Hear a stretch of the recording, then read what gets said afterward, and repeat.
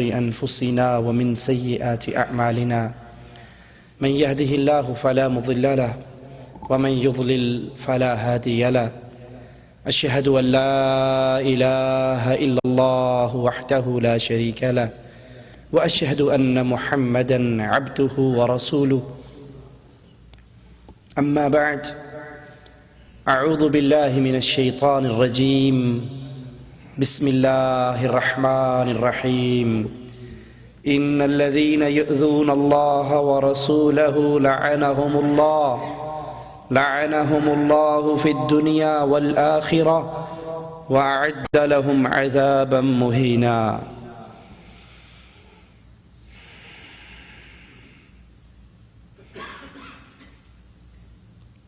جنت کا متلاشی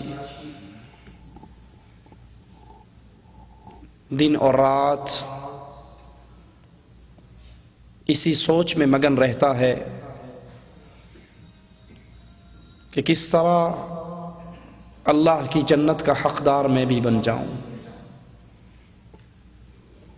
اس کی محنت، اس کا ذوق، جنت کی طلب یہ ہر وقت اس کے دل کے اندر جگہ بناتی رہتی ہے اور اس کے لیے کام کرتا رہتا ہے. اور جہنم میں جانے والے، جہنم کا ایندھن بننے والے، وہ بھی اپنے سیاہ عملوں کے ساتھ اپنے نامہ اعمال کو سیاہ کر رہے ہیں. اور جنت میں جانے کے لیے ایک عمل بڑا مفید ہے. سائل آ کر کہتا ہے یا رسول اللہ صلی اللہ علیہ وسلم قیامت کب آئے گی؟ امام کائنات، امام اعظم، امام الانبیاء محمد الرسول اللہ صلی اللہ علیہ وسلم پوچھتے ہیں قیامت کے لیے کیا تیاری کی ہے؟ یہ پوچھنے والے کہ قیامت کب آئے گی، تیری تیاری کیا ہے؟ کہنے لگا آقا علیہ الصلاۃ والسلام کوئی خاص تیاری تو نہیں ہے، کوئی خاص اعمال کا سٹاک تو نہیں ہے، لیکن ہاں میں اللہ اور اس کے رسول سے محبت کرتا ہوں. آقا علیہ الصلاۃ والسلام نے فرمایا تو جن سے محبت کرتا ہے جنت میں انہی کا ساتھی ہوگا.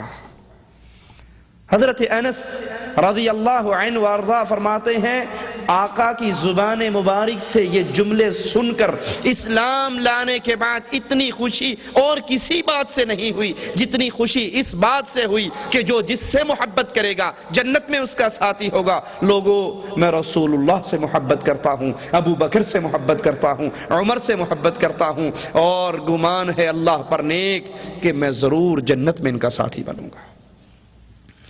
تو جنت میں جانے کے لیے محبت رسول صلی اللہ علیہ وسلم بڑا بہترین ذریعہ ہے، بڑا عظیم عمل ہے.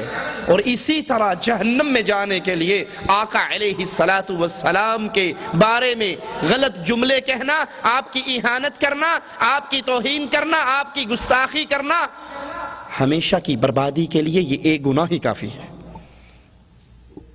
ہمیشہ کے لیے ایندھن بن جانا اتنا ہی کافی ہے کہ انسان اس کی توہین کرے جس کی تعریف عرش والے نے اپنے قرآن میں بیان کی ہے، جس کی تعریف میں عائشہ رضی اللہ تعالی عنہا سے جب سائل پوچھتا ہے نبی کا اخلاق کیا ہے تو حضرت عائشہ پوچھتی ہیں کیا تو نے قرآن نہیں پڑھا؟ کہتا ہے قرآن تو پڑھا ہے. کہا پورا قرآن ہی محمد کا اخلاق ہے صلی اللہ علیہ وسلم. جو اس سے محبت کرتا ہے وہ جنت میں اس کا ساتھی، اور جو اس سے نفرت کرتا ہے، اس کی اہانت کرتا ہے، اس کی گستاخی کرتا ہے، یہی عمل اس کی بربادی کے لیے کافی ہے. ایک صحابی رات کو آقا کے دروازے پہ پہرا دے رہا ہے، تازہ مسواک لے کر، تازہ پانی لے کر، اس انتظار میں ہے کہ کب میرے نبی علیہ الصلاۃ والسلام رات کو اٹھیں، آپ کو پانی کی حاجت ہو، وضو کے لیے میں آپ کی خدمت کرتے ہوئے یہ چیزیں دوں. اللہ کے نبی علیہ الصلاۃ والسلام اٹھتے ہیں، صحابی کے اس جذبے کو دیکھتے ہیں، خوش ہو کر کہتے ہیں اے میرے صحابی مانگ کیا مانگتا ہے؟ تو جو مانگے گا عرش والا تجھے عطا کر دے گا. مانگ کیا مانگتا ہے؟ اب یہ شاگرد رسول ہے، یہ محب رسول ہے. کہنے لگا آقا جب آپ کہتے ہو مانگ جو مانگتا ہے تو میں ایک ہی بات مانگتا ہوں، جس طرح آج آپ کے دروازے پہ پہرے دار بن کر کھڑا ہوں، آقا جنت میں بھی اللہ مجھے آپ کا پڑوسی بنا دے. کہا کچھ اور مانگ لے. صحابی کے جذبات کو زبان حال دی جائے تو کہتا ہے آقا اس دعا کے بعد ہاتھ اٹھتے ہی نہیں ہے. سب کچھ مانگ لیا ایک تیرا پڑوس مانگ کر. اللہ کے نبی علیہ السلام مختار کل نہیں ہے، جس کو جو چاہے دے دے نہیں، اختیار اللہ کا ہے.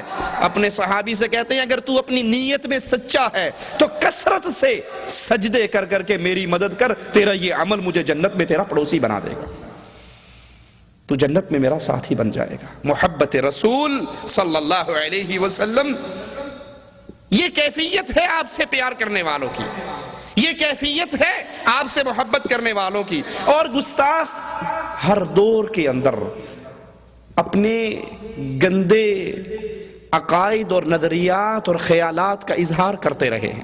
یہ کوئی آج کی بات نہیں، یہ آج کا واقعہ نہیں کہ ڈنمارک کے خبیثوں نے محمد کریم صلی اللہ علیہ وسلم کے کارٹون بنائے، نعوذ باللہ ثم نعوذ باللہ، اور اپنی گندی صحافت کے اندر اس کو شائع کیا اور اپنے گندے جذبات کی ترجمانی کرتے ہوئے کہا یہ آزادی رائے کا اظہار ہے. یہ کوئی نئی بات نہیں ہے. یہ یہود و نصارہ کی اولاد وہی کچھ کر رہی ہے جو کچھ ان کے آباء و اجداد نے کیا. یہ اپنے بڑوں کے نقش قدم پہ چل رہے ہیں. یہود و نصارہ گاہے بگاہے آقا علیہ السلام کی توہین ان کے بڑے بھی کرتے رہے، ان کے آباء و اجداد بھی کرتے رہے، اور آج ان کی ذریت اپنے آباء و اجداد کے نقش قدم پہ چل کر محمد کریم صلی اللہ علیہ وسلم کی توہین کر رہی ہے. ڈنمارک نے یہ جرم کیا، فرانس، نیوزی لینڈ، ناروے، Norway, Italy, Germany, Switzerland, Holland, Spain, ان تمام کفار ملکوں کے اخبارات میں آقا علیہ السلام کی اہانت کے یہ خاکے شائع ہوئے. یہ اسی ظلم کا تسلسل ہے جو یہودی کیا کرتے تھے. کبھی کوئی یہودیہ آپ علیہ السلام کے خلاف اشعار پڑھتی تھی، کبھی زہر والا کھانا لا کے آپ کے سامنے رکھ دیتی تھی. آئیے ذرا ان گستاخوں کے بارے میں مالک عز و جل کے فیصلوں کو پڑھیں. شریعت اسلام کیا کہتی ہے؟ جو رسول علیہ السلام کی توہین کرے، اللہ کا قرآن، آقا کے فرامین اور صحابہ کے جذبات اس کے بارے میں کیا فیصلہ کرتے ہیں؟ مالک عز و جل اعلان فرماتا ہے ان الذین یؤذون اللہ ورسولہ لعنہم اللہ فی الدنیا والآخرہ وأعد لهم عذابا مہینا. جو اللہ کو، اس کے رسول کو تکلیف پہنچائے، ان کی اہانت کرے، ان کے بارے میں غلط الفاظ کہے، پھر نتیجہ کیا نکلے گا؟ لعنہم اللہ. گستاخ رسول پہ عرش والے کی لعنت برستی ہے. اور صرف دنیا کے اندر لعنت نہیں برستی، فی الدنیا والآخرہ. گستاخ رسول کی دنیا بھی برباد، اس کی آخرت بھی برباد. وَأَعَدَّ لَهُمْ عَذَابًا مُهِينًا، اور ان کے لیے غلیظ شدید عذاب، ذلیل کر دینے والا عذاب اللہ عز و جل نے تیار کر رکھا. اگر محب رسول کے لیے جنت ہے تو گستاخ رسول کے لیے دنیا بھی برباد ہے، آخرت بھی جہنم سے بری ہوئی ہے. اور مالک عز و جل اپنے حبیب کو تسلی دیتے ہوئے فرماتا ہے اِنَّا كَفَيْنَاكَ الْمُسْتَهْزِئِينَ.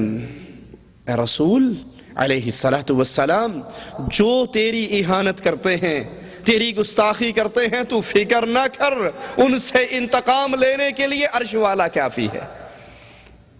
ان سے دنیا اور آخرت میں انتقام لینے کے لیے مالک عز و جل ہی کافی ہے. اب یہ اہانت کرنے والے، یہ توہین کرنے والے، یہ گستاخی کرنے والے ہیں کون؟ الذین یجعلون مع اللہ الہا آخر فسوف یعلمون.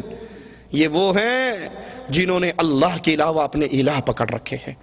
جو شرک کرتا ہے وہ اللہ کی توہین کرتا ہے، اور جو اللہ کی توہین کرتا ہے وہ محمد کی توہین بھی کرتا ہے۔ گستاخ رسول مشرک ہوا کرتے ہیں، جو اللہ کی عزت کو نہیں جانتے، اس کی رسول کی عزت کو نہیں جانتے، اور جو اللہ کی توحید پہ عمل کرتے ہیں وہ رسول کی توہین کا تصور بھی نہیں لا سکتے۔ اور مالک عز و جل فرما رہا ہے وَلَقَدْ نَعْلَمُ أَنَّكَ يَضِيقُ صَدْرُكَ بِمَا يَقُولُونَ، ہم جانتے ہیں ان خبیثوں کی باتوں سے آپ کے دل میں تنگی آتی ہے، آپ کا سینہ سکڑتا ہے، آپ کو دکھ اور افسوس ہوتا ہے، یہ ہم جانتے ہیں، لیکن آپ فکر نہ کیجئے، ان سے انتقام لینے کے لیے اللہ کافی ہے۔ آئیے دیکھیں صحابہ کرام نے نبی علیہ السلام کے گستاخوں کے ساتھ کیا سلوک کیا، اور پھر اپنے ایمان کو بھی تول لیں، اپنے ایمان، اپنی محبت اور صحابہ کی محبت کے درمیان ذرا مقارنہ کرنا، ٹیلی کرنا، کیا ہم واقعی اللہ کے رسول سے پیار کرنے والے ہیں؟ اگر ہم اللہ کے نبی سے سچا پیار کرنے والے ہیں تو نبی کے دشمنوں کے ساتھ ہمارے تعلقات کیسے ہیں؟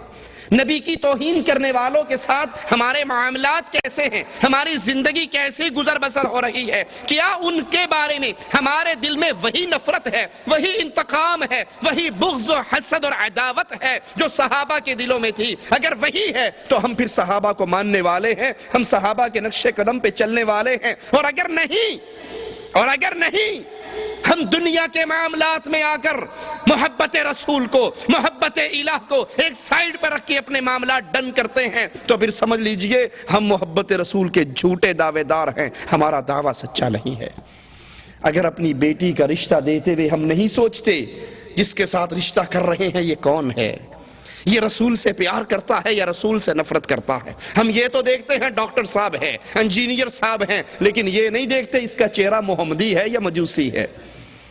ہم یہ تو دیکھتے ہیں مالدار ہے، پیسے والا ہے، لیکن یہ نہیں دیکھتے کہ نبی نے تو بے نماز کو اپنی امت میں شامل ہی نہیں کیا۔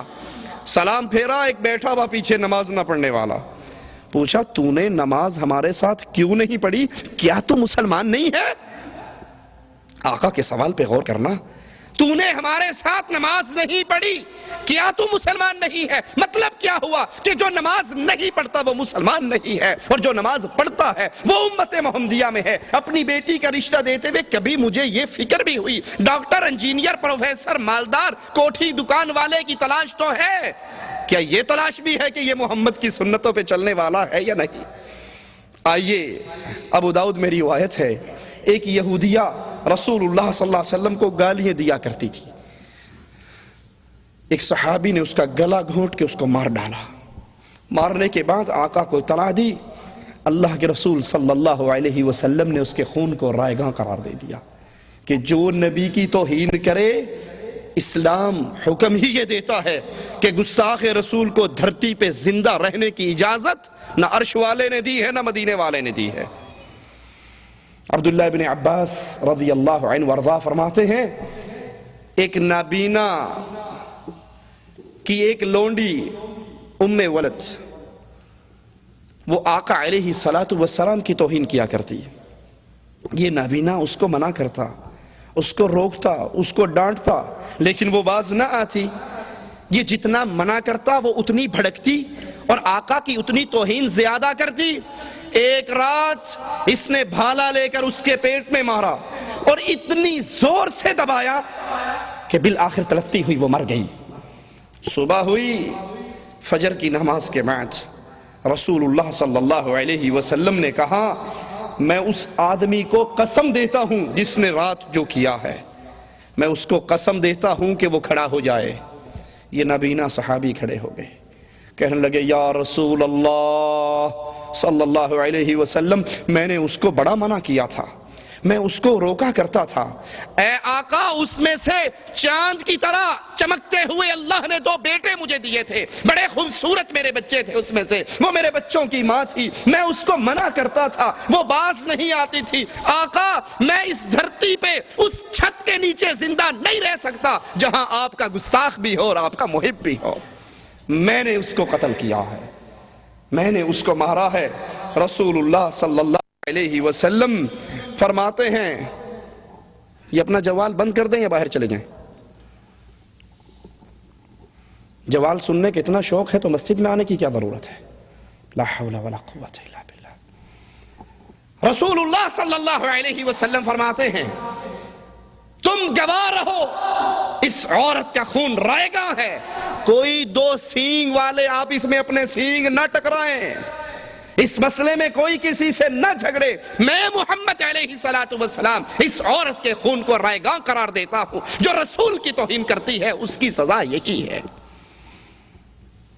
حضرت علی رضی اللہ عنہ وارضاہ فرماتے ہیں، رسول اللہ صلی اللہ علیہ وسلم نے فرمایا، من سب نبیا قتل ومن سب اصحابہ جلد، جو بھی رسول کی توہین کرے، جو رسول کو گالیاں دے، اس کی سزا اسلام کے اندر قتل ہے، اور جو رسول کے صحابی کی توہین کرے اس کو اسلام کوڑوں کی سزا دیتا ہے۔ جو رسول کی توہین کرے دھرتی پہ زندہ رہنے کا حق اسلام اس کو نہیں دیتا۔ ابو داؤد میں ہے، ابو بکر رضی اللہ عنہ وارضاہ کسی شخص پہ ناراض ہوئے، وہ شخص بھی جوابی طور پہ آپ کے ساتھ بد کلامی کرنے پر اتر آیا۔ ابو بکر رضی اللہ عنہ وارضاہ کے پاس آپ کے ایک ساتھی بیٹھے ہوئے، کہنے لگے، اے رسول اللہ کے خلیفہ اجازت دو میں اس گستاخ کی گردن کو کاٹ ڈالوں۔ ابو بکر رضی اللہ عنہ وارضاہ یہ سنتے ہی غصہ ٹھنڈا ہو گیا، اپنے گھر میں لوٹ گئے اور پھر اس کو بلایا، کہا کیا کہا تھا تو نے؟ کہا میں نے کہا تھا اے رسول کے خلیفہ اگر اجازت دے دو میں اس گستاخ کی گردن کو کاٹ ڈالوں۔ کہا اگر میں تجھے کہتا کہ اس کی گردن کو کاٹ دے کیا واقعی تو کاٹ دیتا؟ کہا اللہ کی قسم جو آپ کے ساتھ بد کلامی کر رہا تھا میں اس کی گردن کو کاٹ ڈالتا۔ جواب میں ابو بکر کہتے ہیں اللہ کی قسم ہرگز نہیں، یہ شان ابو بکر کی نہیں، یہ شان صرف محمد کی تھی صلی اللہ علیہ وسلم، یہ محمد علیہ السلام کی شان تھی کہ جو رسول کے ساتھ بد کلامی کرے اس کو دھرتی پہ زندہ رہنے کا حق نہیں، اسے قتل کر دیا جائے۔ رسول کے بعد یہ شان اور کسی کی نہیں ہے۔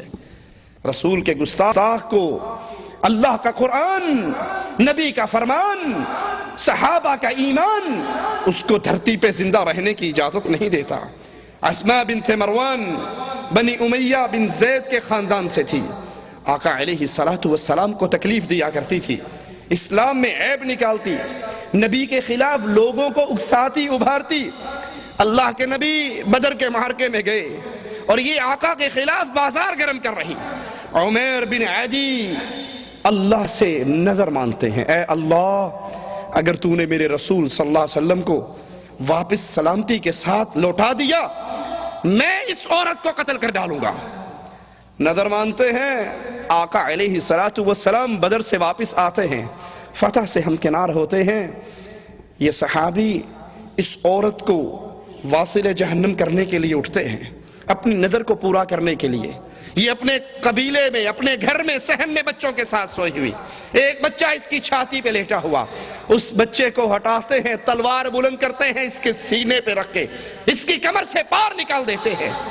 رسول اللہ صلی اللہ علیہ وسلم کو پتہ چلتا ہے، آپ فرماتے ہیں تم نے بنت مروان کو قتل کیا۔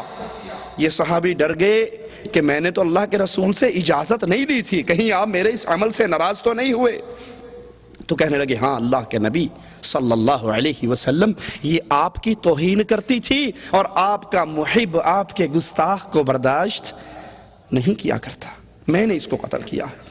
رسول علیہ السلام نے فرمایا اے میرے صحابہ کی جماعت، اگر تم میں سے کوئی دیکھنا چاہے ایسے آدمی کو جس نے اللہ اور اس کے رسول کی غیبی مدد کی، عمیر بن عدی کو دیکھ لو، یہ رسول کی غیبی مدد کرنے والا ہے، اس نے حق ادا کیا ہے اپنے ایمان کا، اس نے حق ادا کیا ہے اپنی محبت کا۔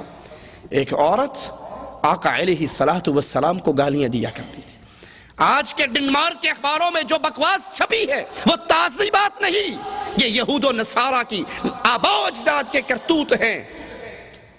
اللہ کے نبی کو گالیاں دیتی، آقا علیہ الصلوۃ والسلام نے فرمایا من یکفینی عدوی، کون ہے جو میرے دشمن سے بدلہ لے، میرے دشمن سے انتقام لے، میرے دشمن سے فیصلہ کروائے، یا وہ دھرتی پہ زندہ بچے۔ میری گستاخی کرنے والا، صحابی کھڑے ہوتے ہیں، خالد ابن ولید کہتے ہیں اللہ کے نبی آپ کے دشمن سے انتقام میں لیتا، اور جاتے ہیں اس عورت کو قتل کراتے ہیں۔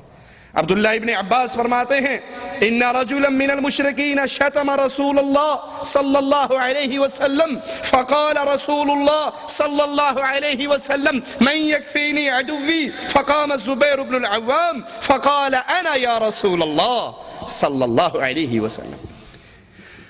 اس گالیاں دینے والے شخص کے بارے میں نبی کہتے ہیں کون ہے جو میرے دشمن سے انتقام لے؟ زبیر بن عوام کہتے ہیں یا رسول اللہ صلی اللہ علیہ وسلم یہ خدمت میرے ذمہ لگائیے۔ نبی سے محبت کرنے والوں کی کیفیت یہ ہوا کرتی ہے، نبی سے محبت کرنے والے آقا کو چھوڑ کر غیروں کو اپنا آئیڈیل نہیں بنایا کرتے۔ نبی سے محبت کرنے والے اپنے چہروں کو، اپنے لباس کو، اپنی نمازوں کو، اپنے ڈھنگ کو، اپنی تہذیب و تمدن کو، اپنے معاملات کو، اپنے گھریلو حالات کو، ایک ایک عمل میں ان کے لیے امام صرف ایک ہی ہوا کرتا ہے اور اس کا نام محمد الرسول اللہ ہے۔ ہر مسئلے میں، زندگی کے ہر معاملے میں، شادی کرنی ہے محمد کی شادی کو دیکھو، نکاح کرنا ہے محمدی نکاح کو دیکھو، کوئی مر گیا ہے تو دیکھو آقا کی بیوی فوت ہوئی تھی، کوئی پیدا ہوا ہے تو دیکھو ابراہیم پیدا ہوئے تھے، تجارت کرنی ہے تو دیکھو خدیجہ کا غلام، خدیجہ کا تاجر خدیجہ کے غلاموں کے ساتھ تجارت کرنے کے لیے نکل رہا ہے۔ حضرت خدیجہ کا مال لے کر اللہ کے نبی تجارت کے لیے گئے، خدیجہ کے غلام بھی ہے، محمد کریم بھی ہے، تاجر ہو تو اس کو دیکھ لو، امام ہو تو مسجد نبوی کے امام کو دیکھ لو، مدرس ہو، تعلیم دینے والے ہو اس کو، یتیم کو دیکھو، شوہر ہو عائشہ کے شوہر کو دیکھو، باپ ہو فاطمہ کے بابا کو دیکھو۔ زندگی کا کون سا موقع ہے جس میں آقا ہمارے لیے نور کا مینارہ بن کر نہ کھڑے ہو؟ محب رسول ہر حال میں نبی علیہ الصلوۃ والسلام کی زندگی کو دیکھتا ہے، ان کے حالات کو دیکھتا ہے، ان کے واقعات کو دیکھتا ہے۔ حضرت زبیر کھڑے ہوئے، کہا اللہ کے نبی آپ کے دشمن سے بدلہ میں لوں گا، اس کو قتل کر ڈالا۔ آقا علیہ الصلوۃ والسلام نے مقتول کا سارا مال حضرت زبیر کو دے دیا، اس کے سارا مال حضرت زبیر رضی اللہ عنہ وارضاہ کے حوالے کر دیا۔ کعب بن اشرف آقا علیہ الصلوۃ والسلام کا دشمن، نبی کے خلاف دشمنی کی آگ کو بھڑکانے والا، بدر میں جب اللہ کے نبی علیہ الصلوۃ والسلام کامران واپس لوٹتے ہیں، کامیاب واپس لوٹتے ہیں، کفار کے سرداروں کو جہنم رسید کر کے، اس کے پیٹ میں بڑا مروڑ اٹھتا ہے، یہ بھاگتا ہے مکے والوں کے پاس پہنچتا ہے، خود بھی روتا ہے ان کو بھی رلاتا ہے، مکے کے مرنے والے سرداروں کے لیے اشعار کہتا ہے۔ مکے کے سردار عقل مند تھے، جانتے تھے محمد علیہ الصلوۃ والسلام بھی آسمان سے آئے ہوئے نبی ہیں اور یہ یہودی بھی آسمانی دین کو مانتے ہیں، ان کے دین کے اندر بھی بت پرستی حرام ہے۔ اپنا تزکیہ لینے کے لیے کہتے ہیں کعب بن اشرف ذرا یہ بتاؤ ہم زیادہ حق پر ہیں یا محمد زیادہ حق پر ہے صلی اللہ علیہ وسلم۔ اب یہودی جانتے تھے کہ اللہ کے نبی کا دین سچا، کتاب سچی، شریعت سچی، لیکن غیظ و غضب میں، نفرت میں، عداوت میں، حسد میں آ کر کہتا ہے کہ تمہارا دین بت پرستی والا محمد علیہ السلام کے دین سے زیادہ بہتر ہے۔ واپس آتا ہے، اللہ کے رسول صلی اللہ علیہ وسلم کی توہین میں اشعار کہتا ہے، مسلمان صحابیات کی توہین میں اشعار کہتا ہے۔ آقا علیہ الصلوۃ والسلام آواز لگاتے ہیں من لکعب ابن الاشرف، کون ہے جو کعب ابن اشرف سے انتقام لے، اس کی گردن کو اڑا ڈالے؟ فإنہ قد آذى اللہ ورسولہ، یہ وہ ہے جس نے اللہ اور اس کے رسول کو تکلیف دی ہے۔ محمد بن مسلمہ کہتے ہیں رضی اللہ عنہ وارضا، یا رسول اللہ صلی اللہ علیہ وسلم، یہ کام کرنے کے لیے میں حاضر ہوں۔ یہ تھی نبی سے محبت کرنے والوں کی کیفیت۔ رئیس المنافقین کے بیٹے نے آ کر کہا تھا، آقا اگر میرے بابا کو قتل کرنے کا فیصلہ کر چکے ہو، آقا یہ خدمت میرے علاوہ کسی اور کے ذمہ نہ لگانا، اپنے باپ کی گردن کو میں خود کاٹ کے آپ کے قدموں میں ڈال دوں گا، یہ خدمت مجھے دینا۔ حضرت محمد جاتے ہیں، اس یہودی سردار سے ملتے ہیں، اور اس سے پہلے آقا سے اجازت لیتے ہیں، یا رسول اللہ صلی اللہ علیہ وسلم، اس یہودی کو کچھ اپنے جال میں پھانسنے کے لیے مجھے آپ کے بارے میں کچھ کہنا پڑے گا، کہیں یہ نہ ہو میں آپ کا انتقام لینے جا رہا ہوں، آپ کے بارے میں کوئی غلط بات منہ سے نکال لوں تو خود ایمان سے محروم ہو جاؤں۔ اجازت ہے؟ آپ نے کہا اجازت ہے۔ اس کو کہتے ہیں کہ یہ جو نبی جس کی ہم نے اتباع کی ہے، اس سے تو ہم تنگ آ گئے ہیں، کبھی صدقے مانگتا ہے، کبھی چندہ مانگتا ہے، کبھی زکوٰۃ مانگتا ہے، کبھی خیرات مانگتا ہے، ہم تو کھانے پینے سے گئے۔ اس نے کہا ابھی کیا؟ ابھی تو ابتداء عشق ہے، آگے آگے دیکھ ہوتا ہے کہ ابھی سے، میں تو تمہیں پہلے منع کرتا تھا۔ کہنے لگے اب چونکہ اس کا کلمہ پڑا ہے، اس کے پیچھے چلے ہیں، اس کو چھوڑ بھی نہیں سکتے، اس کا انجام دیکھنا چاہتے ہیں تو ہمیں کچھ غلہ دے دے، ہم بڑے غربت کے اندر دن گزار رہے ہیں۔ کہا اچھا اپنی عورتوں کو میرے پاس گروی رکھ جاؤ اور غلہ لے جاؤ۔ کہا تو عرب کا بڑا حسین ہے، نوجوان ہے، مالدار ہے، اپنی بیویوں کو تیرے پاس چھوڑیں گے تو فتنے میں مبتلا کریں گے، یہ نہیں ہو سکتا۔ کہا اپنی اولاد کو چھوڑ جاؤ۔ کہا ہم تو مر جائیں گے، اولاد بڑی ہوگی، لوگ ان کو تانے دیا کریں گے، تمہارے باپ نے تھوڑی سی غلے کے لیے تمہیں گروی رکھ دیا تھا۔ کہا پھر کیا چاہتے ہو؟ کہا اپنا اسلحہ تمہارے پاس ہم گروی رکھ دیتے۔ معاملہ طے ہو جاتا ہے، یہ اگلی ملاقات پہ پھر آتے ہیں۔ ابو نائلہ اس یہودی کے روائی بھائی، وہ بھی ساتھ ہیں، رات کو پہنچتے ہیں، پلاننگ پہلے سے طے کر چکے ہیں، اور قلعے کے پاس آ کے آواز لگاتے ہیں، کعب بن اشرف، عرب کی عورتوں کی ذہانت کا بھی کیا کہنا۔ وہ عرب کی عورت اس یہودی کی بیوی کہتی ہے اس آواز کے پیچھے نہ جاؤ، مجھے اس آواز میں سے خون ٹپکتا ہوا محسوس ہو رہا ہے۔ آواز سن کے کہتی ہے یہ خونی آواز ہے، اس کے پیچھے نہ جاؤ۔ کہا یہ تو میرا روائی بھائی ہے جو بلا رہا ہے، دوسرا محمد بن مسلمہ ہے جو مجھے بلا رہا ہے، اس پر میں ضرور جاؤں گا۔ باہر نکلتا ہے خوشبوؤں میں نہایا ہوا۔ حضرت محمد بن مسلمہ کہتے ہیں تیرے سر سے بڑی پیاری خوشبو آ رہی ہے۔ آج کل بھی کسی کی تعریف کر دو نا تو سینہ تھوڑا سا چوڑا ہو ہی جاتا ہے۔ یہ بھی آکڑ گیا، کہنا دنیا کی حسین ترین بیوی عورت میرے بستر میں ہے اور دنیا کی قیمتی ترین خوشبوؤں سے نہائی ہوئی ہے۔ کہا ہم تو غریب آدمی ہیں، ہمیں بھی خوشبو سونگھا دے۔ تو اپنا سر تکبر سے نیچے کرتا ہے کہ سونگو، دیکھو میری خوشبو کتنی پیاری ہے۔ وہ ایک دفعہ سونگتے ہیں، کہتے ہیں ذرا میرے ساتھی بیچارے مسکین غریب ہیں، ان کو بھی سونگنے دے۔ کہا یہ بھی سونگ لیں۔ سونگ کے چھوڑ دیتے ہیں، پھر تھوڑا سا آگے چلتے ہیں، پھر کہتے ہیں بڑا ہی لطف آیا تھا تیری اس خوشبو سے، ایک دفعہ اور ہو جائے۔ وہ دوبارہ پھر سر تکبر سے، سینہ تو اس کا چوڑا ہو ہی چکا، اپنی تعریف سن کے فخر میں تو وہ آ ہی گیا، کہتا ہے ایک مرتبہ اور ہو جائے۔ وہ اپنا سر پھر جھکاتا ہے، کچھ فاصلے پہ جا کے تیسری مرتبہ پھر کہتے ہیں کہ ایک مرتبہ پھر ہمیں دے دے، اس خوشبو سے ہم بھی مزے لے لیں۔ یہ سر جھکاتا ہے، محمد بن مسلمہ اس کو قابو کرتے ہیں اور اپنے ساتھیوں سے کہتے ہیں لو اللہ کے دشمن کو اس کی گردن کو کاٹ ڈالو۔ تلواریں بلند ہوتی ہیں، کعب بن اشرف کی گردن اس کے وجود سے جدا ہو جاتی ہے۔ یہ اس گردن کو اٹھاتے ہیں، رسول اللہ صلی اللہ علیہ وسلم کے پاس آتے ہیں۔ اللہ کے نبی علیہ الصلوۃ والسلام جو ہی اس کو سنتے ہیں، صحابہ کہتے ہیں، صحابہ کو جواب میں کہتے ہیں تمہارے چہرے کامیاب ہو گئے۔ نبی کے صحابی کہتے ہیں آقا آپ کا چہرہ بھی چمکتا ہوا کامیاب ہو گیا۔ اللہ اکبر کی آواز صحابہ بھی بلند کرتے ہیں، محمد کریم بھی بلند کرتے ہیں، اور اس گستاخ کا سر، اس یہودی کا سر محمد کریم کے قدموں میں رکھ دیتے ہیں۔ آقا جو ذمہ داری لگائی تھی وہ پورا کر چکا ہوں۔ ابو رافع یہودی، بہت بڑا تاجر اور سردار، جنگ خندق میں کفار کی مالی مدد کرنے والا، ان کو ابھارنے والا یہی ظالم اللہ کے پیارے حبیب علیہ الصلوۃ والسلام اس سے انتقام لیتے ہیں. صحیح بخاری کے اندر حدیث موجود ہے. حضرت براء بن عازب روایت فرماتے ہیں بعث رسول اللہ صلی اللہ علیہ وسلم الى ابی رافع الیہودی رجالا من الانصار. آپ نے انصاری نوجوانوں کو بھیجا, حضرت عبداللہ کو ان کا امیر بنایا. یہ اپنے قلعے میں رہنے والا, وہ جاتے ہیں اپنے ساتھیوں کو ایک جگہ پہ روکتے ہیں اور کہتے ہیں میں کوئی ہیلا تلاش کرتا ہوں اس خبیث تک پہنچنے کے لیے, تم یہاں پر انتظار کرو, میں واپس آتا ہوں. شام ہو چکی, اندھیرا چھا رہا, لوگ اپنے جانوروں کو لے کر قلعے کے اندر داخل ہو رہے. اس صحابی نے چادر لے کر اوڑھ کر ایسے بیٹھ گئے جیسے کوئی قضائے حاجت کے لیے بیٹھتا ہے دروازے کے قریب.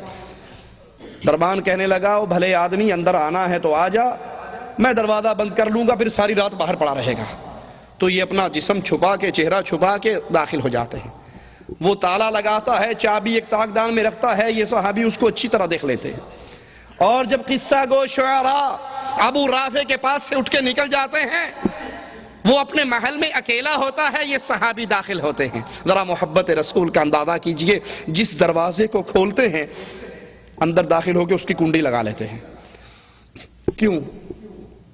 بھاگنے کے لیے دروازہ کھلا رہنا چاہیے نا کہ جلدی بھاگ جاؤں گا. دروازہ اس لیے کنڈی لگاتے ہیں کہ اگر اس کو قتل کرنے سے پہلے قلعے والوں کو پتہ لگ گیا تو مجھ تک اس وقت تک وہ نہ پہنچ سکے جب تک اس خبیث کی گردن کو کاٹ نہ ڈالوں. بعد میں جو ہوگا دیکھا جائے گا, مجھے اپنی کیا فکر ہے. مجھے تو یہ فکر ہے کہ جو کام رسول اللہ صلی اللہ علیہ وسلم نے ذمہ لگایا وہ ادھورا نہ رہے. دروازوں کو کھول رہے ہیں, کنڈیاں لگا رہے ہیں, اندر جا رہے ہیں, کنڈیاں لگا رہے ہیں, اور پھر اس کے کمرے میں پہنچتے ہیں جہاں وہ اپنی بیوی کے ساتھ آرام کر رہا ہے. اس کا نام لے کے آواز لگاتے ہیں ابو رافع. وہ کہتا ہے کون ہے؟ اس کی آواز کے اوپر تلوار کا وار کرتے ہیں, لیکن وار کامیاب نہیں گزرتا. وہ چیخ لگاتا ہے, یہ باہر نکل آتے ہیں. تھوڑی دیر کے بعد پھر آواز بدل کر کہتے ہیں ابو رافع یہ چیخ کیسی تھی؟ وہ کہتا ہے تیری ماں روئے تجھ پر, ابھی کسی نے مجھ پہ تلوار کا وار کیا, اب جو آواز آتی ہے اس پہ تلوار لگاتے ہیں اور ایسا زبردست وار کرتے ہیں کہ اس کے جسم کو 2 ٹکڑوں میں بدل ڈالتے ہیں. واپس آتے ہیں, دروازے کھول رہے ہیں, نکل رہے ہیں. کہتے ہیں میں یہ سمجھا کہ اب زمین آ گئی, لیکن ابھی زمین نہیں آئی تھی, زینہ باقی تھا. میں زمین سمجھ کے پاؤں نیچے رکھتا ہوں کہ سیڑھی سے نیچے گر جاتا ہوں, میری پنڈلی ٹوٹ جاتی ہے. میں اپنے کپڑے سے اس کو باندھ لیتا ہوں.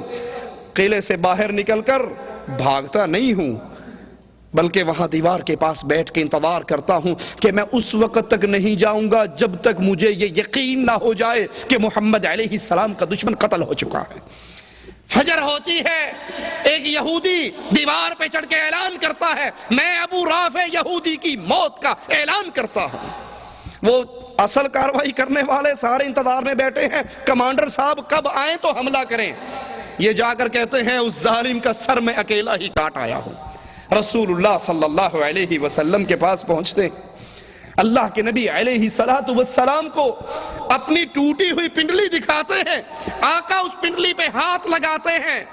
صحابی فرماتے ہیں پھر زندگی بھر اس میں کبھی درد بھی نہیں ہوا. یہ صحابہ کی محبت, یہ نبی کے ماننے والوں کا ترہ امتیاز, یہ ان کا طریقہ حیات. اور آج میرا اور آپ کا طریقہ کیا ہے؟ جانتے ہیں کہ ڈنمارک کے خبیثوں نے آقا کی یہ توہین کی ہے, لیکن اور کچھ نہیں کر سکتے, کم از کم ان کی مصنوعات کا بائیکاٹ ہی کر ڈالیں.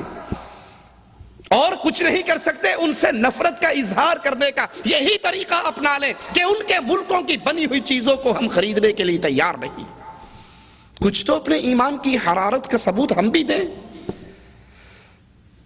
صحیح بخاری میں عبد الرحمن بن عوف رضی اللہ عنہ ارضا کا قصہ ہے.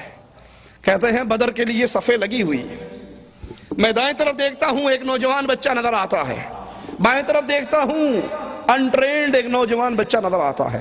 ابھی میرے دل میں یہ گمان ہے کہ کاش میں بھی کچھ بہادر نوجوانوں کے درمیان ہوتا, ٹریننگ یافتہ لوگوں کے درمیان ہوتا, منچے ہوئے قاتل میرے دائیں اور بائیں ہوتے اور ان کے ساتھ مل کر میں قتال کرتا. میرا تو دایاں بھی کمزور ہے بایاں بھی کمزور ہے. میں ابھی یہی سوچ رہا کہ دائیں والے نے کپڑا ہلا کر کہا چچا ابو جہل کہاں ہے. یہ وہ نوجوان بچے جنہوں نے ایمان کی روشنی میں پرورش پائی تھی، جن کی آنکھ کھلتے ہی ان کے گھروں میں ڈش انٹینے کی لعنت نظر نہیں آتی، جن کی تربیت کے لیے ان کے ماں باپ نے گھر میں کیبل نہیں لگوائی تھی، جن کو برباد کرنے کے لیے ان کے ماں باپ نے اپنے کمروں میں گانوں کی سیڈیاں، فلموں کی سیڈیاں، بے حیائی کا بازار گرم نہیں کر رکھا تھا. یہ وہ نوجوان تھے جو اللہ اور اس کے رسول کی محبت پہ پروان چڑھے تھے. یہ وہ تھے بچے جن کی دینی کیفیت یہ تھی. انصاری صحابہ اللہ کے نبی صلی اللہ علیہ وسلم کے پاس آئے، انصار کی جماعت آئی یہ کہنے کے لیے، یہ سوال کرنے کے لیے کہ آقا ہمارے غلاموں کو پانی دور سے بھر کے لانا پڑتا ہے باغوں کو سیراب کرنے کے لیے، آپ دعا کر دو اللہ مدینے میں ہی چشمے جاری کر دے. رسول اللہ صلی اللہ علیہ وسلم نے ان صحابہ کو دیکھ کر کہا مانگو کیا مانگتے ہو، اور جو مانگو گے عرش والا عطا کر دے گا. مانگو. کیا مانگنے آئے تھے؟ پانی. اتنی بڑی گارنٹی سنی کہ جو مانگو گے اللہ عطا کرے گا. اپنا سوال بھول گئے. کہا آقا کچھ لمحوں کی اجازت دو، ہم مشورہ کر کے آپ کو بتاتے ہیں کہ مانگنا کیا ہے. ارے جو مانگنا تھا وہ تو گھر سے فیصلہ کر کے آئے، لیکن آقا کی گارنٹی سن کے فیصلے بھول گئے. کہا نبی نے اتنی بڑی گارنٹی دے دی جو مانگو گے عطا ہوگا، آؤ بیٹھ کے فیصلہ کرے مانگنا کیا ہے. ان میں ایک انصاری نوجوان بچہ بھی تھا، چھوٹی عمر کا صحابی بھی تھا. وہ کہنے لگا ارے پانی کے سوالیو، پانی تو پھر بھی لایا جا سکتا ہے، جب آقا نے اتنی بڑی گارنٹی دی ہے کہ آج جو مانگو گے عطا ہوگا، تو آؤ پھر نبی کے پاس چل کے ایک ہی سوال کرتے ہیں. اللہ کے نبی دعا کرو اللہ ہم سب کے گناہوں کو معاف فرما دے. کہتے ہیں آقا ہم انصاریوں کے لیے دعا کر دو اللہ ہمارے گناہوں کو معاف فرمائے. نبی کے ہاتھ بلند ہو جاتے ہیں اللہ انصار کو معاف فرما. وہ کہتے ہیں اللہ کے نبی ہمارے لیے دعا کریں. آپ فرماتے اللہ انصاریوں کے بیٹوں کو، انصاریوں کے پوتوں کو معاف فرما. وہ کہتے ہیں یا رسول اللہ دعا کرو اللہ ہمارے غلاموں کو بھی معاف کر دے. یہ وہ بچے جو دین کی تربیت پہ پیدا ہوئے، جنہوں نے دین کی روحانی زندگی کے اندر جوانی کی بہاریں دیکھی. کیا میں نے آپ نے اپنے بچوں کی یہی تربیت کر رکھی ہے؟ او جی مولوی صاحب کیا بتائیں، گھر میں ٹی وی تھا تو نہیں، ڈش انٹینا ہم نے لگایا تو نہیں تھا، لیکن بچے پڑوس میں جایا کرتے تھے نا فلمیں دیکھنے کے لیے. ہم نے کیا بیماری گھر ہی لے آ کے رکھ لینی ہے، ساڈا بچہ باہر کیوں تکے کھاوے، پتر ایتھے ہی زہر کھا آپ ہے جی. ہم گانے سنتے تو نہیں تھے لیکن بچے لوگوں کے گھر میں جا کے سیڑیاں دیکھتے. ہم نے اپنے گھر میں لا کے بدماشی کا اڈا کھول دیا. ابن عوف کہتے ہیں دائیں طرف معصوم بچہ، بائیں طرف. ابھی دائیں والے کی بات کا جواب نہیں دیا کہ ادھر والے نے بھی چادر ہلائی. چچا ابو جہل کہاں ہے؟ اور جانتے ہو ابو جہل کون تھا اس وقت؟ کفار کی فوج کا کمانڈر ان چیف. کہتے ہیں بھتیجو تم اس کا کیوں پوچھ رہے ہو؟ کہا چچا ہمیں پتہ لگا ہے کہ وہ ہمارے آقا کو گالیاں دیتا ہے، اور آج گھر سے چلتے وقت یہ فیصلہ کر کے آئے تھے یا گستاخ رسول زندہ رہے گا یا ہم زندہ رہیں گے. آج ماں نے یہ پٹی پڑھا کے بھیجا تھا بیٹو یا تم اس دھرتی پہ رہنا یا محمد علیہ السلام کے گستاخ کو زندہ چھوڑنا. چچا آج اس کے قتل کے بغیر ہم گھر نہیں لوٹنے والے. عبد الرحمن کہتے ہیں مجھے ابو جہل چلتا ہوا نظر آیا کفار کی صفوں میں. میں نے کہا بھتیجو جس دشمن کی تلاش میں تھے وہ سامنے ہے. یہ دونوں بچے ایسے لپکے جیسے تیر کمان سے نکلتا ہے، اور اپنی تلواروں سے اس کو لہو لہان کر ڈالا، اور تلواریں لے کر دوڑتے ہوئے رسول اللہ صلی اللہ علیہ وسلم کے پاس پہنچے. ایک آواز لگا رہا ہے اللہ کے نبی آپ کے دشمن کو میں نے قتل کیا. دوسرا کہتا ہے اللہ کے نبی آپ کے دشمن کو میں نے قتل کیا. نبی دیکھتے ہیں دونوں کی ہی تلواروں پہ خون لگا ہے. کہا تم دونوں نے ہی قتل کیا.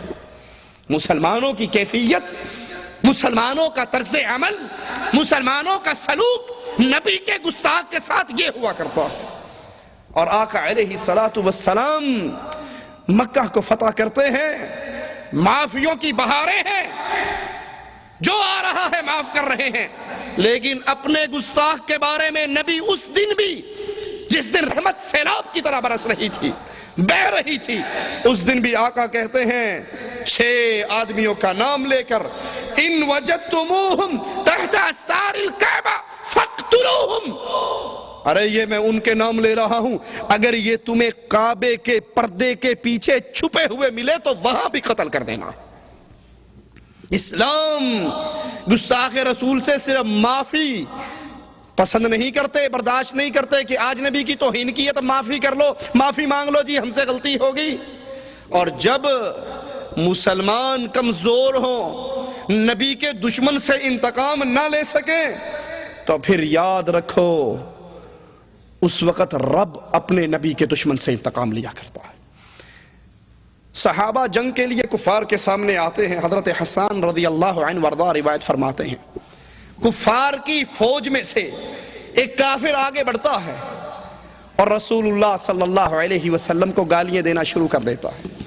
حضرت حسان باہر نکلتے ہیں اور کہتے ہیں، اے میرے نبی کی توہین کرنے والے، میرا نام حسان ہے، میری ماں کا یہ نام ہے، میرے باپ کا یہ نام ہے، میں فلاں قبیلے سے ہوں، تو میرے رسول کو گالیاں نہ دے، مجھے گالیاں دے لے، میں اپنی توہین کو برداشت کر لوں گا لیکن میں رسول کی گستاخی کو برداشت نہیں کر سکتا۔ اس نے مزید گالیاں دی، صحابی نے پھر منع کیا، اس نے پھر گالیاں دی۔ اب وہ کافروں کی فوج کے سامنے کھڑا ہے، ابھی مارکے کا آغاز نہیں ہوا، لیکن یہ محب رسول توہین رسالت کو برداشت نہ کر سکا، تلوار لی، اس کافر کی طرف دوڑے۔ وہ کافر اپنی فوج کے اندر گھسا، یہ فوج کے ہجوم کو منتشر کرتے ہوئے اس پر حملہ کرتے ہیں، کافر اس صحابی کو گھیر کے شہید کر دیتے ہیں۔ رسول اللہ صلی اللہ علیہ وسلم اعلان فرماتے ہیں، اعجبتم من رجل نصر اللہ ورسولہ، تم اس آدمی پر تعجب کرتے ہو جس نے اللہ اور اس کے رسول کی مدد کی ہے۔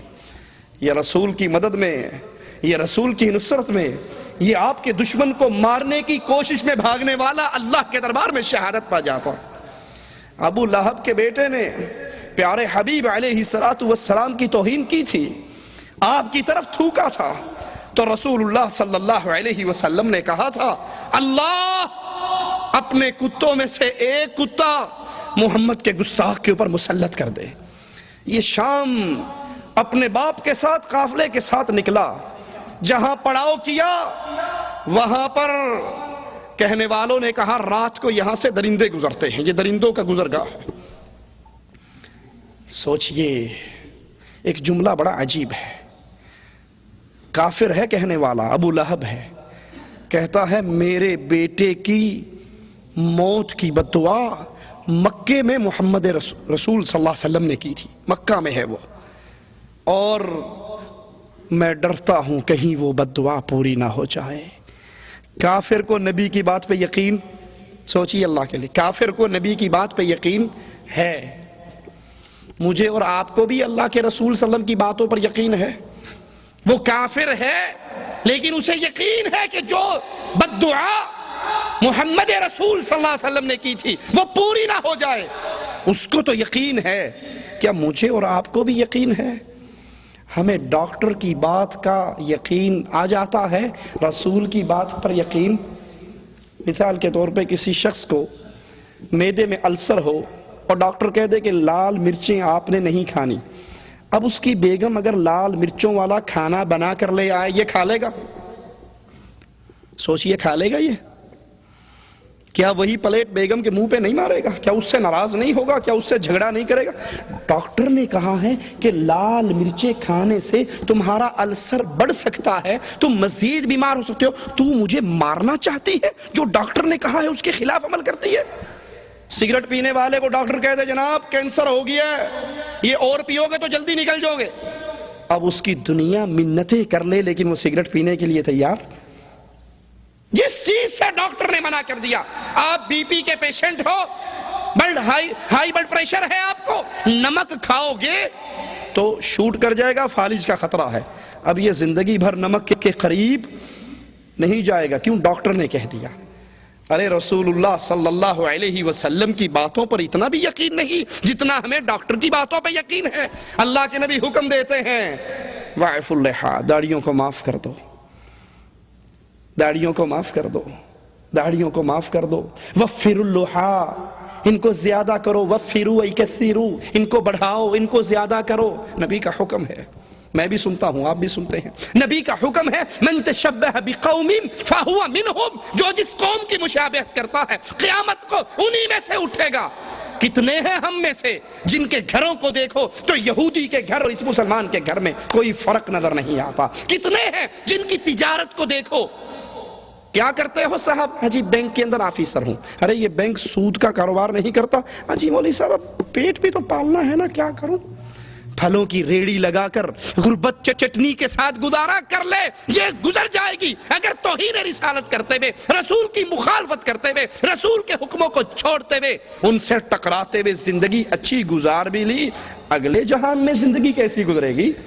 جتنی ڈاکٹروں کی بات پہ ہمیں بھروسے ہوتے ہیں، رسول کی بات پہ اتنا بھروسہ بھی نہیں ہے. انا للہ و انا الیہ راجعون.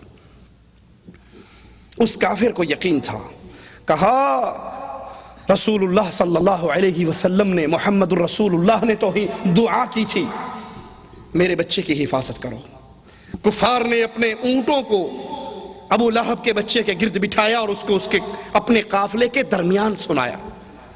اللہ نے ایک شیر کو بھیجا جو اونٹوں کے دائرے کو توڑتا ہوا آیا، کسی کو کچھ نہیں کہا اور گستاخ رسول کو قتل کر ڈالا، اس کو چیر پھاڑ ڈالا، کیونکہ محمد کریم کے گستاخ کو دھرتی پہ زندہ رہنے کا حق نہیں ہے. جانوروں کے ذریعے بھی اللہ عز و جل گستاخ رسول سے انتقام لے لیا کرتا ہے.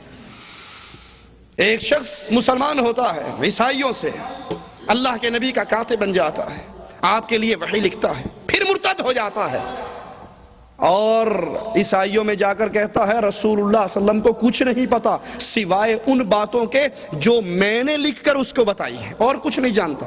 جو میں لکھ کر دیتا رہا وہی پڑھ پڑھ کے لوگوں کو سناتا ہے اور کچھ نہیں جانتا. یہ مر جاتا ہے، قبر میں دفن کیا جاتا ہے. یہ دھرتی، یہ زمین بھی گستاخ رسول کو برداشت نہیں کرتی. صبح ہوتی ہے، اس کے ساتھی دیکھتے ہیں اس کی لاش باہر پڑی ہوئی ہے. وہ سمجھتے ہیں یہ کارنامہ محمد رسول اللہ صلی اللہ علیہ وسلم کے صحابہ نے کیا ہوگا، مسلمانوں نے کیا ہوگا. اگلے دن قبر کو اور گہرا کھودتے ہیں اور اس مردے کو دفن کرتے ہیں. صبح ہوتی ہے، آتے ہیں، دیکھتے ہیں قبر نے اس کی لاش کو پھر باہر پھینک دیا ہے. وہ پھر وہی سمجھتے ہیں کہ یہ مسلمانوں کی کارروائی ہے. تیسرے دن اس کو مزید گہرا دفن کرتے ہیں اور مزید زمین میں گڑے مار کر اس کو ڈالتے ہیں. صبح ہوتی ہے تو وہ پھر باہر پڑا ہوتا ہے. سمجھ جاتے ہیں یہ مسلمانوں کی کارروائی نہیں ہے، یہ توہین رسالت کرنے والے مجرم کی سزا ہے. ڈنمارک کے کافروں نے تو آقا علیہ الصلوۃ والسلام کی توہین کی. میری اور آپ کی ذمہ داری کیا ہے؟ کیا اپنے ملکوں میں جلوس نکال کے، ٹائر جلا کے، اپنا منہ اور پڑوسیوں کا منہ کالا کر کے لوگوں کی موٹر سائیکلیں توڑ کے گھر میں آ جائیں؟ یہ ہماری ذمہ داری ہے. کفار رسول کی توہین کیوں کر رہا ہے؟ تاکہ مسلمانوں کا رشتہ اپنے رسول سے کمزور ہو جائے، یہ اپنے رسول سے دور ہٹ جائیں، یہ رسول کی تعلیمات سے دور ہٹ جائیں. کافر آپ کو جتنا رسول اللہ کی تعلیمات سے دور ہٹاتا ہے، آپ کی ذمہ داری ہے اتنا ہی اپنے رسول سے اپنے رشتے کو مضبوط کر لو. نبی کی سیرت کو پڑھو، نبی کی صورت جیسی صورت بناؤ، نبی جیسی زندگی اپناؤ. شادی کرنی ہے تو محمدی طریقے پہ کرو. نمازی ہے، پرہیزگار ہے، بڑا اچھا ہے، لیکن شادی کرتے ہوئے یہ پہچاننا ناممکن ہو جاتا ہے کہ یہ ہندو کی شادی ہے یا رسول اللہ کے ماننے والے کی شادی ہے. میں غلط کہوں تو مجھے ٹوک دینا. کیا شادیوں پہ ڈھول نہیں بجتے؟ یہ ڈھول بجانا سنت رسول اللہ ہے یا ہندوؤں کی سنت ہے؟ کیا شادی کے اوپر مہندی کی رسم، ابٹن کی رسم، لڑکی اور لڑکوں کا مخلوط ڈانس، مہندی کی رات دلہن کے گھر سے، دلہے کے گھر سے لڑکیاں نکلتی ہیں ہاتھوں میں تھالیے مہندی کی سجائی ہوئی اور دلہن کے گھر میں جا کر ڈانس کرتی ہوئی، اس کو مہندی لگا کر واپس ڈانس کرتی ہوئی نہیں آتی، یہ سنت رسول اللہ ہے؟ آقا تو مسجد سے باہر نکلنے والے صحابہ اور صحابیات کو راستے میں اکٹھا چلتے ہوئے دیکھتے ہیں تو آواز لگاتے ہیں، اے عورتوں تمہیں حق نہیں پہنچتا کہ راستے کے سڑک کے درمیان میں چلو، اور مردوں تم راستے کے درمیان میں چلا کرو، عورتوں تم راستوں کے کناروں پہ چلا کرو۔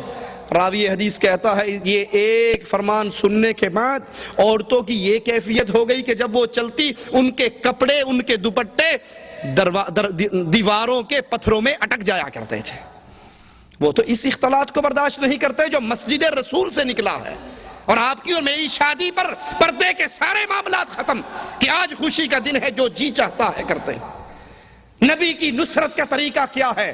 کفار آپ کو سیرت رسول سے دور کرنا چاہتا ہے، آپ اپنے رشتے کو اور قریبی کیجئے، کافروں سے دشمنی کیجئے، ان کی مصنوعات کا بائیکاٹ کیجئے، ان کی تہذیب کا بائیکاٹ کیجئے، ان کے کردار کا بائیکاٹ کیجئے، ان کے اخلاق کا بائیکاٹ کیجئے۔ اپنے گھروں میں دیکھیے وہ کون سے اعمال ہیں جن کے کرنے سے کافر راضی ہوتا ہے، اور وہ کون سے اعمال ہیں جن کے کرنے سے رسول اللہ کی سنت پہ عمل ہوتا ہے۔ کافروں کے سارے اعمال کو چھوڑ کر اپنے گھر کو محمدی بنائیے، اولاد کو محمدی بنائیے، بیوی کو محمدی رنگ میں رنگیے، ایک ایک عمل میں سیرت رسول صلی اللہ علیہ وسلم کو اپنائیے، اس سیرت کی دعوت دیجیے، کتاب کے ذریعے، کیسٹ کے ذریعے، سی ڈی کے ذریعے پیغام پہنچائیے، اس کو عام کیجیے تاکہ کفار جتنا رسول اللہ صلی اللہ علیہ وسلم کی توہین کرنا چاہتے ہیں، ہم نبی کی سیرت کو اتنا ہی اجاگر کریں۔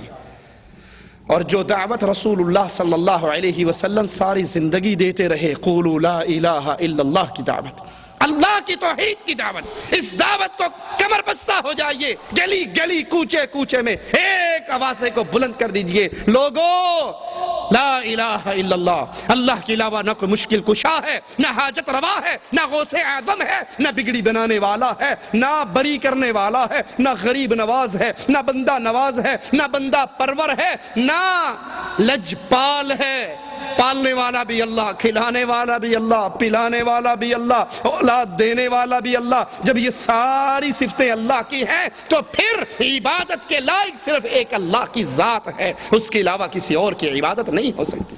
یہ دعوت توحید نبی نے دی، اس دعوت کے لیے نبی کی بیٹیوں کو طلاق ملی، اس دعوت کے لیے طائف میں نبی زخمی ہوئے، اس دعوت کے لیے احد کے گڑھے میں آپ کو گرایا گیا، ماتھا مبارک زخمی ہوا، سب کچھ برداشت کیا، لیکن لا الہ الا اللہ کی دعوت کو نہیں چھوڑا۔ آئیے ہم بھی اس دعوت کی تجدید کریں، ہم بھی اس دعوت کو لے کر اٹھیں، ہم بھی وہ ہم اور غم بنائیں جو اللہ کے رسول صلی اللہ علیہ وسلم کا ہم اور غم تھا۔ اللہ کے نبی نے فرمایا تھا اگر میرے یہ ایک ہاتھ پہ چاند رکھ دیں، ایک پہ سورج رکھ دیں، یہ انہونا کام کر بھی گزریں، یہ کر لیں، میں اللہ کی توحید کی دعوت سے پھر بھی باز نہیں آتا۔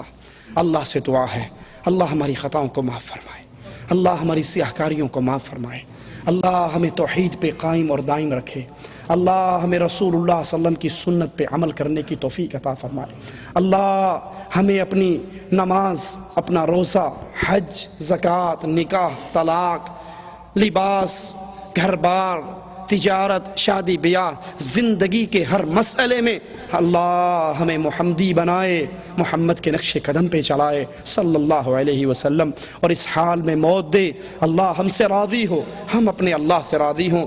اللہ اے اللہ تجھے تیری اسماء و صفات کا واسطہ ہے مالک، تو ہمیں پیارے حبیب جناب محمد الرسول اللہ صلی اللہ علیہ وسلم کے مبارک ہاتھوں سے حوض کوثر کا جام عطا فرمانا۔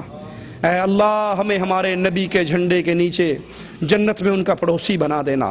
اے اللہ جنت کی سب سے بڑی نعمت تیرے چہرے کا دیدار ہے مولا، اللہ ہمیں ان خوش نصیبوں میں شامل فرما لے جو قیامت کے دن تیرے چہرے کا دیدار کریں گے، جیسے چودھویں کے چمکتے ہوئے چاند کو دیکھنے میں تکلیف نہیں ہوتی، تیرے نبی نے بتایا ہے کہ مومن جنت میں اپنے رب کا ایسے ہی دیدار کریں گے۔ اللہم اجعلنا منہم ومعہم وفیہم بعفوک وبمنک وبکرمک۔